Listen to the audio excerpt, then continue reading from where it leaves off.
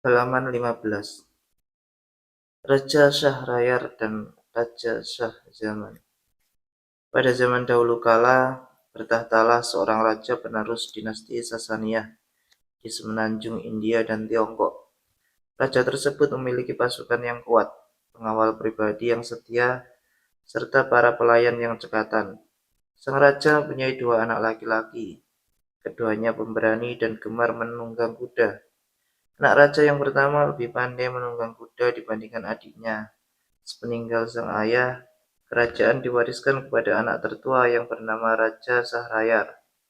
Ia memerintah dengan cara yang adil dan tentu saja rakyat menyayanginya. Adik Raja Sahrayar bernama Raja Syahzaman. Ia memperoleh amanah untuk memerintah wilayah Samarkand yang tidak termasuk Jazirah Arab.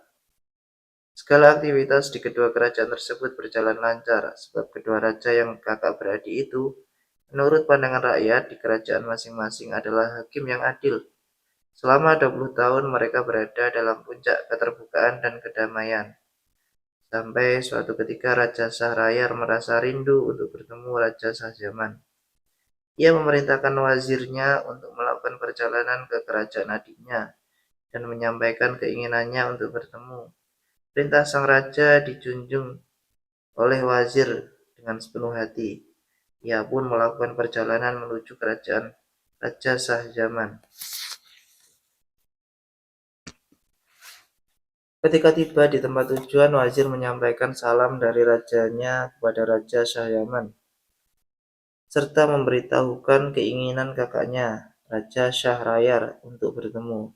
Raja Syahzaman menyambut baik keinginan kakaknya dan segera mempersiapkan kunjungan balasan. Beberapa tenda terbaik berikut kendaraan tunggangan, para pelayan, dan pengawal pribadi dibawanya dalam perjalanan. Segala persoalan kerajaan ia serahkan kepada wazir, dan ia pun berangkat menuju kerajaan kakaknya. Ketika tengah malam, wazir teringat akan sesuatu yang harus dibawanya, tapi sesuatu itu tertinggal di istana. Maka Raja Syahzaman kembali ke kerajaannya malam itu juga.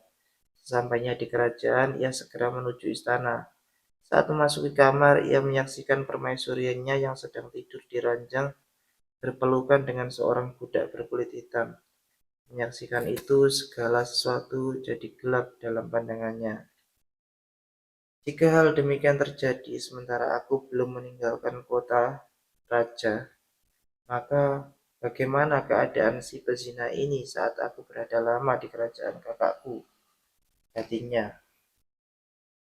Raja Syahzaman kemudian mencabut pedang dari sarung yang menggantung di pinggangnya dan segera menebaskan ke kepala permaisuri beserta budaknya. Keduanya mati seketika sebelum terbangun dari tidur lelap di ranjang empuk milik sang raja.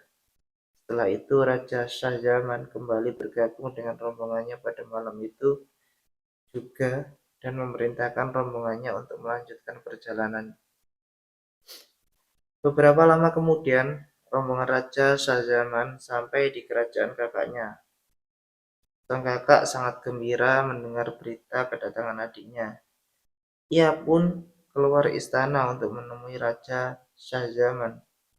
Keduanya bertemu, saling memberi salam penghormatan dan berpelukan mesra. Kegembiraan Raja Syahrayar diwujudkan dengan menghias kota raja seindah mungkin. Kakak beradik itu duduk berhadapan dan berbagi cerita.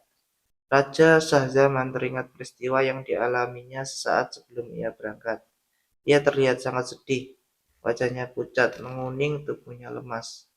Menyaksikan hal ini, sang kakak mengira bahwa keadaan adiknya disebabkan oleh terpisahnya ia dengan negeri dan singgasananya, karena ia tidak terlalu ambil perhatian dan tidak bertanya sebabnya. Saudaraku, sungguh batinku menyimpan luka, kata Raja Syahzaman kepada kakaknya suatu ketika. Tapi Raja Syahzaman tidak memberitahukan apapun apa yang terjadi pada permaisurinya. Aku ingin mengajakmu pergi berburu. Barangkali hal itu bisa meringankan penderitaan hatimu, ucap Raja Syahrayar. Namun keinginan Raja Sahrayar tidak disetujui oleh Raja Shahzaman, sehingga ia pergi berburu sendirian. Di istana Raja Sahrayar terdapat jendela yang biasa digunakan untuk melihat-lihat pemandangan di taman. Di sanalah Raja Shahzaman duduk sambil memerhatikan keindahan alam sekitar istana. Pandangannya tertuju ke sebuah pintu gerbang di mana terlihat serombongan jariyah.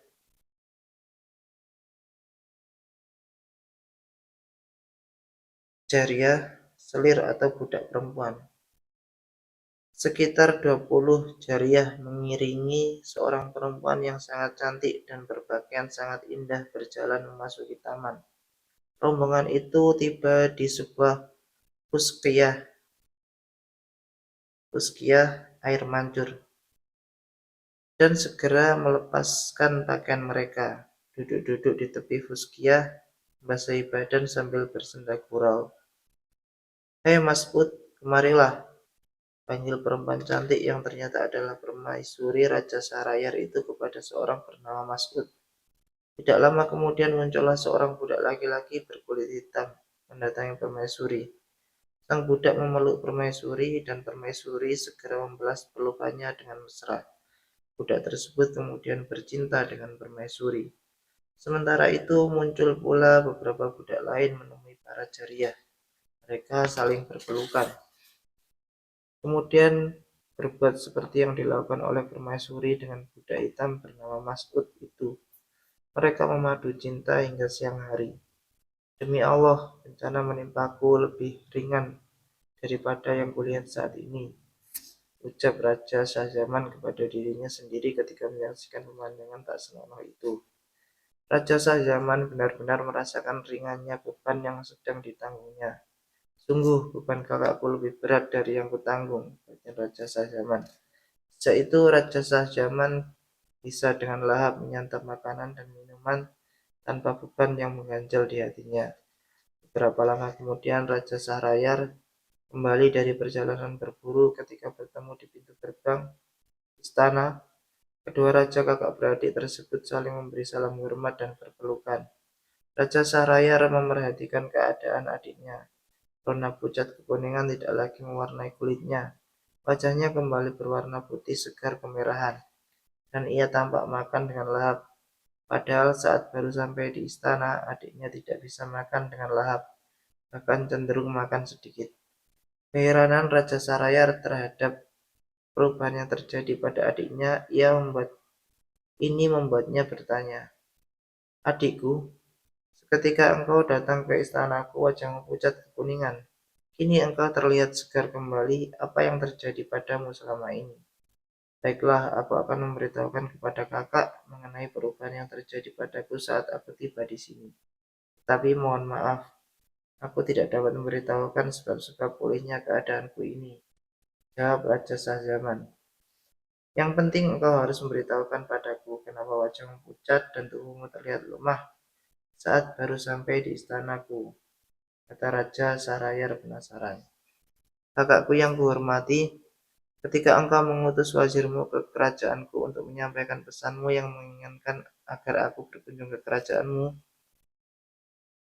maka serta-merta saat itu juga aku mempersiapkan segala sesuatu untuk keberangkatanku," ujar Raja Shahzaman berusaha menjawab pertanyaan kakaknya. "Setelah meninggalkan kota raja, beberapa saat aku teringat bahwa harza, catatan penyunting mutiara penghias mahkota raja, yang ingin kuhadiahkan kepada kakak tertinggal di kamar. Aku segera kembali sendirian ke kota raja dan langsung menuju istana. Ketika memasuki kamar, kusaksikan permaisuriku sedang tidur di ranjang berpelukan dengan salah satu budakku. Dengan penuh kebencian kubunuh keduanya. Demikianlah saat tiba di istanamu. Aku masih terbayang oleh peristiwa yang baru saja kualami. Hal itulah yang membuat mukaku pucat dan tubuhku lemas. Dan sekali lagi mohon maaf, aku tidak dapat memberitahukan kepadamu mengapa sebab pulihnya keadaanku. Demi Allah, engkau harus memberitahukan sebab pulihnya keadaanmu seperti semula," pinta Raja Sahrayar. Melihat kesungguhan dan kekerasan hati kakaknya, Raja Shahzaman membeberkan seluruh peristiwa yang dilihatnya di taman istana. Setelah mendengarkan penuturan adiknya mengenai perbuatan permaisurinya bersama para budak, Raja Shahrayar berkata, "Aku hendak menyaksikannya dengan mata kepalaku sendiri. Kalau demikian, kakak mesti mengumumkan kepada khalayak bahwa kakak ingin kembali pergi berburu. Setelah itu, kakak bersembunyi di tempatku untuk menyaksikan kenyataan yang sebenarnya dengan mata kepalamu sendiri," kata Raja Shahzaman. Raja Shahrayar segera mengumumkan keinginannya untuk kembali berburu. Para pengawal dan seluruh perangkat berburu dipersiapkan. Tidak lama kemudian, tandu yang biasa dipakai untuk membawa raja keluar dari pintu gerbang istana, siasat Raja Shahzaman dilaksanakan, dan Raja Shahrayar duduk di dalam tandu. Tidak seorang pun yang boleh menemuiku, perintah Raja Shahrayar kepada para pengawalnya. Raja Shahrayar menyelinap dengan menyamar menuju istana yang ditempati oleh adiknya. Sesuai dengan rencana, rombongan tetap berangkat meninggalkan kota raja. Sementara itu, Raja Shahrayar segera menemui adiknya dan keduanya menuju jendela untuk membuktikan kebenaran peristiwa yang pernah disaksikan oleh adiknya. Tidak beberapa lama, mereka berdua melihat beberapa jariah mengiringi permaisuri menuju taman. Kemudian muncul budak-budak berkulit hitam. Kedua raja kakak beradik itu menyaksikan perbuatan mesum yang dilakukan permaisuri dan para jariah dengan para budak laki-laki. Perbuatan mereka berlangsung hingga sore hari. Menyaksikan peristiwa itu, pikiran Raja Shahrayar serasa terbang dari kepalanya. Mari kita tinggalkan kerajaan ini sejauh-jauhnya. Kita tidak perlu memiliki kerajaan seperti ini. Sebaiknya kita melakukan perjalanan jauh untuk mengetahui apakah ada bencana yang lebih besar daripada bencana yang menyiksaku ini, ucap Raja Shahrayar kepada Raja Shahzaman. Kedua raja itu pun meninggalkan istana melalui pintu rahasia. Mereka berjalan tak tentu arah hingga tiba di sebuah pohon yang tegak di tengah hamparan padang rumput. Dekat pohon itu terdapat mata air, sedangkan di ujung padang rumput tampak lautan. Keduanya menuju mata air dan mengambil beberapa teguk air untuk memuaskan dahaga. Kemudian mereka duduk di bawah pohon untuk memulihkan rasa penat. Tiba-tiba air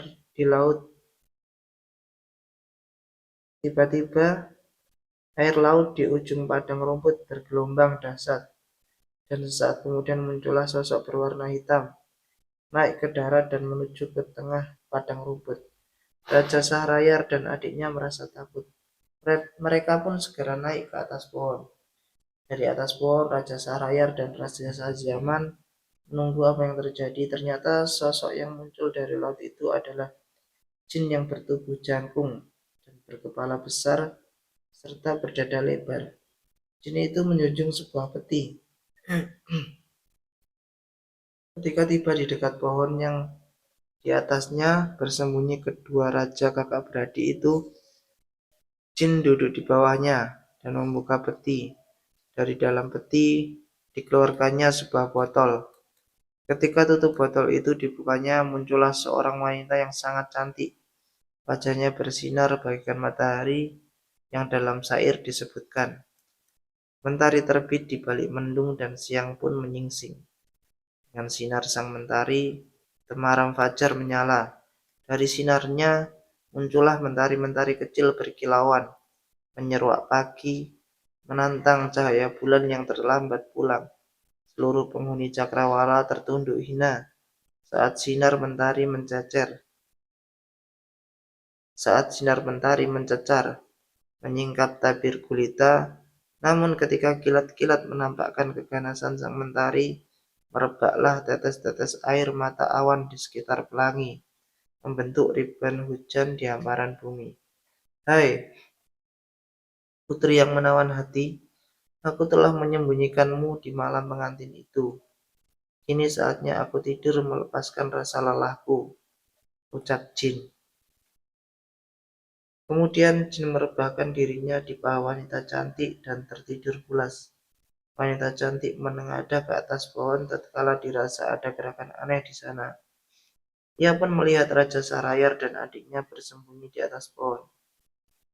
"Shh, turunlah kalian, jangan takut pada jin ifrit."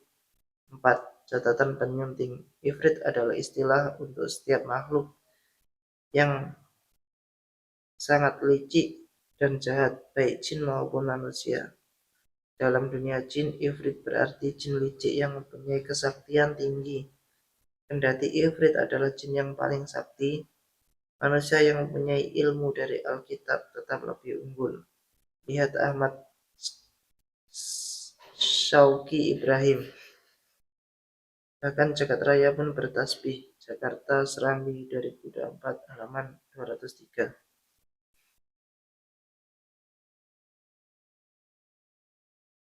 Ia sudah tidur pulas, kata wanita cantik itu dengan suara yang lirih sambil memberikan isyarat kepada Raja Sarayar dan Sajaman agar turun. Kau harus bersumpah demi Allah, sahut Raja Sarayar dan Raja Sajaman hampir bersamaan. Baiklah demi Allah, kalian harus turun segera jika tidak ingin ketahuan oleh si Ifrit ini. Sungguh, ia adalah jin yang sangat kejam, ujar wanita cantik itu. Raja Sarayar dan Raja Sajaman merasa gentar. Mereka pun segera turun perlahan. Setelah meletakkan kepala jin Ifrit yang sedang tertidur pulas di tanah, wanita cantik itu bangkit.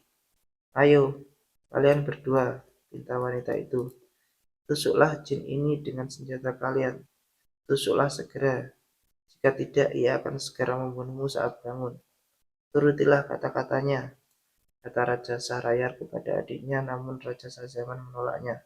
Aku tak akan melakukannya sebelum kakak melakukannya lebih dulu, balas Raja Sajaman. Baik, Raja Sahrayar maupun Raja Sajaman mulai tertarik pada kecantikan wanita itu. Bahkan mereka menyatakan hendak menikahinya. Aku tak akan memenuhi permintaan kalian sebelum kalian melakukannya. Ayolah, jika tidak jin ini akan segera mengetahui kalian, kata wanita itu memaksa. Maka Raja Rayar dan Raja Sajaman segera melakukan apa yang dikehendaki oleh wanita itu. Keduanya menikam jin Ifrit hingga tewas. Cukup, cukup, jin ini sudah mati, kata wanita itu.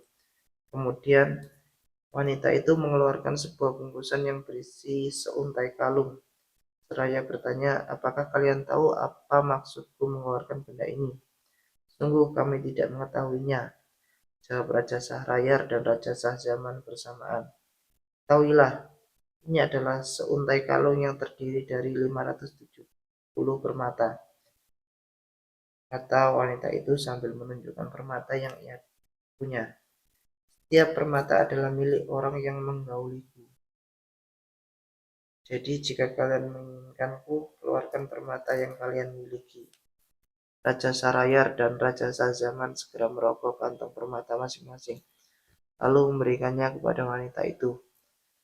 Setelah menerima permata dari keduanya, wanita itu berkata, Jin Ifrit ini telah menculikku pada malam perkawinanku.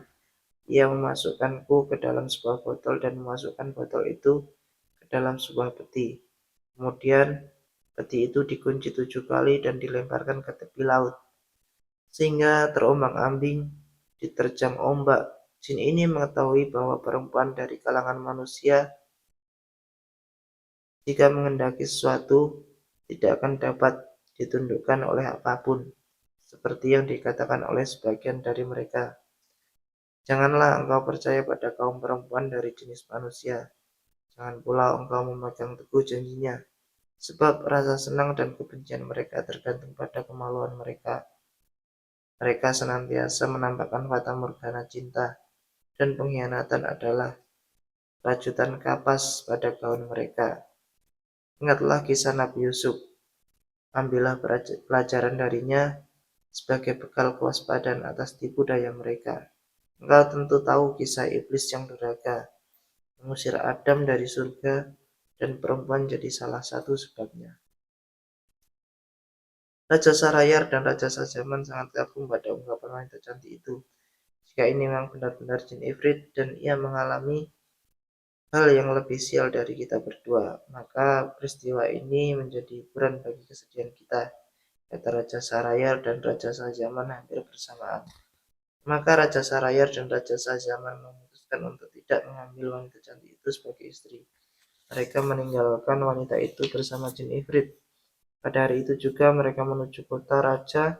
Sampainya di kota raja, keduanya menuju istana Raja Sarayar.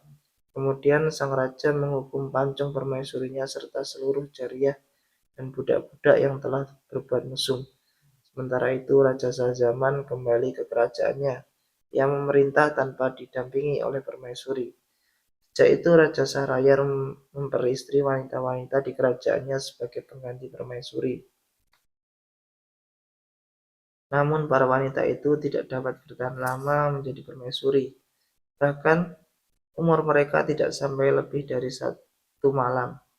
Sebab setiap selesai merenggut keperawanan permaisuri barunya, Raja Sarayar membunuhnya. Hal ini berlangsung selama 3 tahun. Warga kerajaan menjadi gempar dan beberapa melarikan diri dari kerajaan untuk menyelamatkan putri-putri mereka.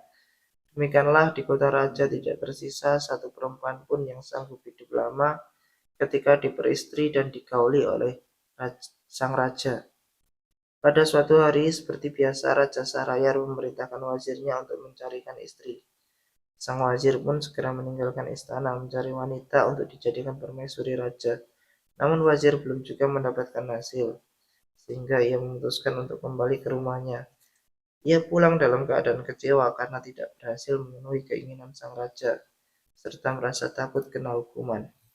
Wazir memiliki 2 orang putri yang cantik dan pintar. Putri tertua bernama Syahrazad, sedangkan adiknya bernama Dunyazad.